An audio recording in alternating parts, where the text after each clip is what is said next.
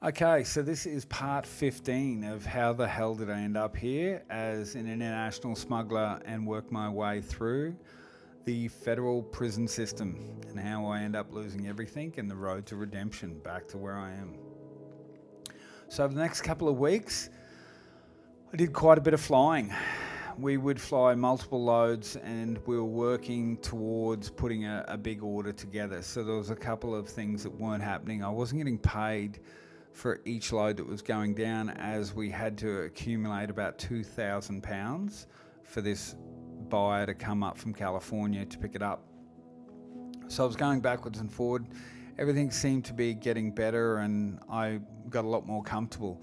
I put a photo up here of what the weather was like.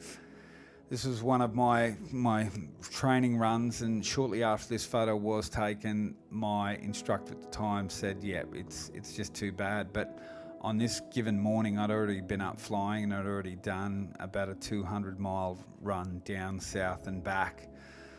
So I was getting quite confident. So multiple trips going backwards and forwards and stockpiling this one big parcel down in Seattle.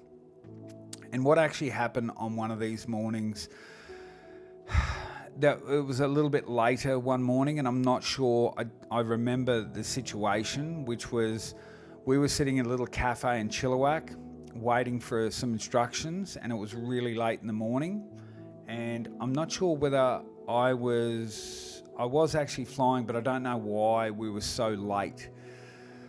So the little cafe was open, we were sitting there waiting, and then we heard another helicopter coming in, and it happened to be the RCMP, which for my non-Canadian friends, that's the Canadian police.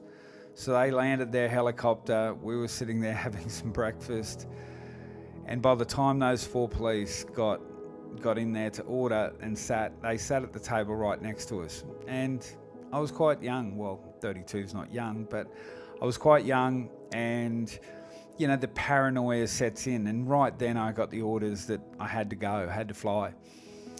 So I said to my partner, when we walk out, do not look back, don't look back for a second. So as we walked out to the helipad, it was about 100 meters, and the level of paranoia set in, and just you wanted everything in the world to look back to see whether they're looking at you, but we didn't do it. So we got out to the helicopter, and I remember it was facing us, and I only got a look at them as I turned and went down to the tail to unhook the main rotors and pull everything, all the stops from the engines out, and we fired up and went. So, but trust me, I wanted to look behind to see whether they were looking, and we just didn't. But the fear was there, there's no question there. So off we went, and I believe we went and did a trip that day.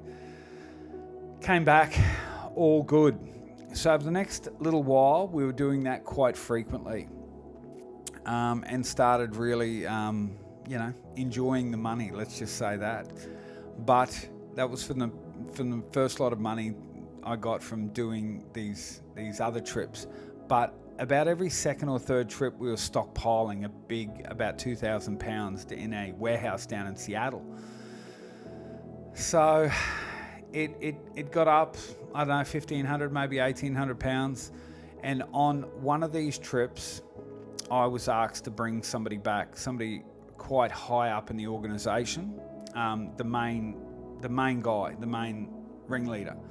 So I did a trip down south, delivered what I needed to do, and then flew over to another set of coordinates, and there was somebody waiting under a tree. He jumped in the back seat, and off we went.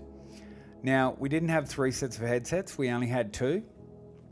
And as we were flying, he just sort of gave us, tapped me on the shoulder, and I had a chance to look back, gave us the thumbs up. Off we did. We started climbing out, and about halfway through that trip back, we just felt this big gust of wind come through the helicopter, and I seen on the dashboard that a light came on, which means the door was open. I looked at my partner and said, "Did that guy just jump out?" Because that would be a major problem. and my heart just sank, and you're strapped in pretty tight.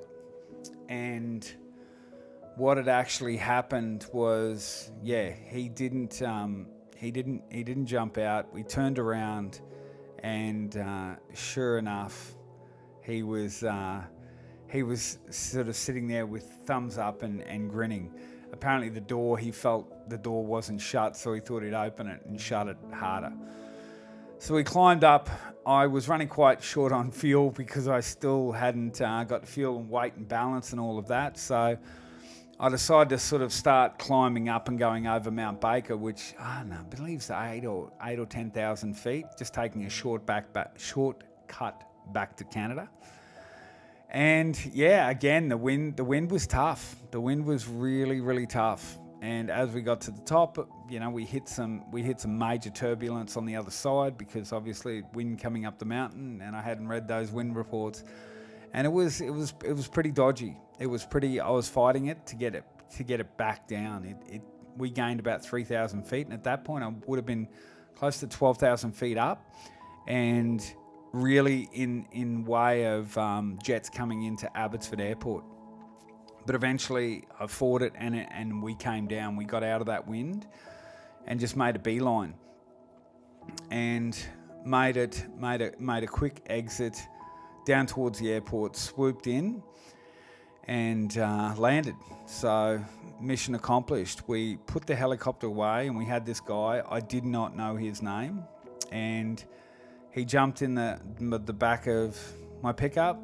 My co-pilot was next to me. He was in the back seat, and off we went into town. I was to drop him off at a hotel, Four Seasons in Vancouver, and something happened on the way into town. We were pulled over by the RCMP, and that was, we had to play it cool.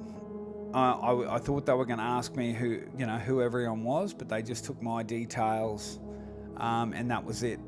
And they didn't ask me about anybody else. I just thought it was really weird. Where do you live? It was on my license, and they just let me go. But that was the beginning of the end, people. We didn't smell a rat, which is just our naive comprehension of just being stupid and thought we were untouchable, the amount of times that we'd done it and nothing was wrong. So I just thought, I must have been speeding, or he just wanted to do a license check, and off I went into town. I dropped this guy off, dropped my co-pilot off, and went home, and was shortly paid, again, a pile of money, but that was the start. So then from that point on, we were under surveillance. They had me pinned, but I didn't know it, and I didn't have that feeling yet. So I'm not sure how he got back to the US, because he didn't ask for a trip back. But what actually happened is something very dramatic happened a couple weeks later, and that was in part 16. So stay tuned. Something happens.